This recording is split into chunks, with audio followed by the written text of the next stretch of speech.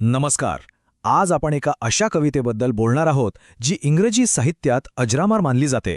Lord Byron यांची she walks in beauty. चला या कवितेमागची प्रेरणादायी कहाणी आणि तिचा सखोल अर्थ जाणून घेऊया. या कवितेची सुरुवातच इतक्या जबरदस्त आणि अविस्मरणीय ओळीने होते की आपल्या डोळ्यासमोर एका गूढ आणि अत्यंत प्रभावी सौंदर्याचं चित्र उभं राहतं. पण गंमत म्हणजे ही कविता फक्त कवीची कल्पना नव्हती. यामागे एक खरीखुरी घटना आहे. एक अशी भेट आहे जिने बायरनच्या मनावर खूप खोल परिणाम केला.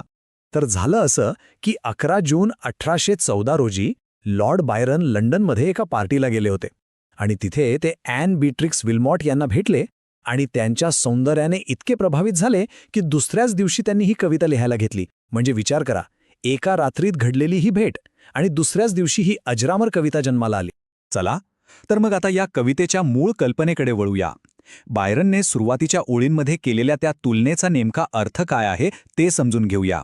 बायरन तिच्या सौंदर्याची तुलना दिवसाच्या तेजस्वी प्रकाशाशी नाही करत, तर रात्रीच्या शांत निर्भ्र आकाशाशी करतो, जिथे काळ्याशार अंधारात तारे चमकत असतात.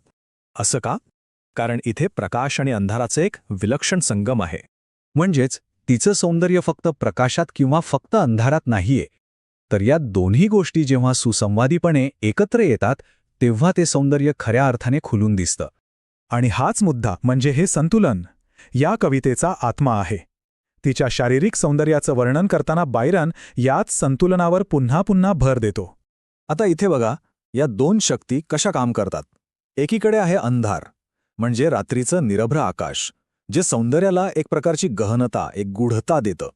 आणि दुसरीकडे आहे प्रकाश, म्हणजे चमकणारे तारे, जे त्या सौंदर्याला तेज आणि स्पष्टता देतात. या दोन्हींशिवाय ते सौंदर्य अपूर्ण आहे. बायरन स्वतःच पुढच्या ओळींमध्ये हे किती सुंदरपणे सांगतो. तो म्हणतो की एक छटा अधिक, एक किरण कमी तिच्या त्या अवर्णनीय सौंदर्याला अर्धे कमी केले असते. म्हणजे विचार करा, इतकं अचूक आणि नाजूक हे संतुलन आहे. याचाच अर्थ परिपूर्णता कोणत्याही गोष्टीच्या अतिरेकात नसते, तर ती योग्य मिश्रणात असते. जसं तारे चमकण्यासाठी रात्रीचा अंधार गरजेचा असतो, तसंच तिच्या सौंदर्यासाठी प्रकाश आणि अंधार यांचं अचूक मिश्रण आवश्यक आहे. पण बायरन इथेच थांबत नाहीये. तो फक्त बाह्य सौंदर्याबद्दल बोलत नाहीये.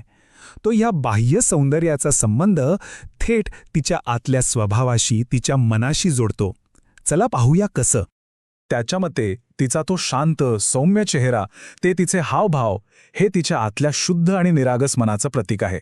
जणू काही तो चेहरा म्हणजे तिच्या पवित्र आत्म्याचा आरसाच आहे.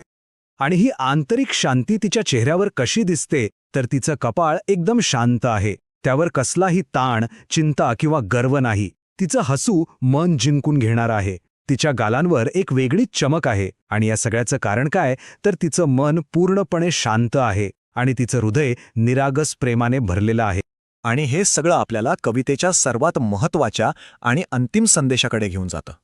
तर प्रश्न हा आहे की तिच्या या परिपूर्ण सौंदर्याचं मूळ कारण काय आहे. हे सौंदर्य केवळ योगायोगाने, निसर्गाने दिलेली देणगी आहे का?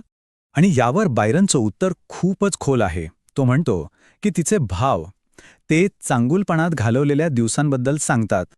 म्हणजेच कवितेनुसार तिचं बाह्य सौंदर्य हे तिच्या आंतरिक शुद्धतेचा आणि चांगल्या स्वभावाचा थेट परिणाम आहे.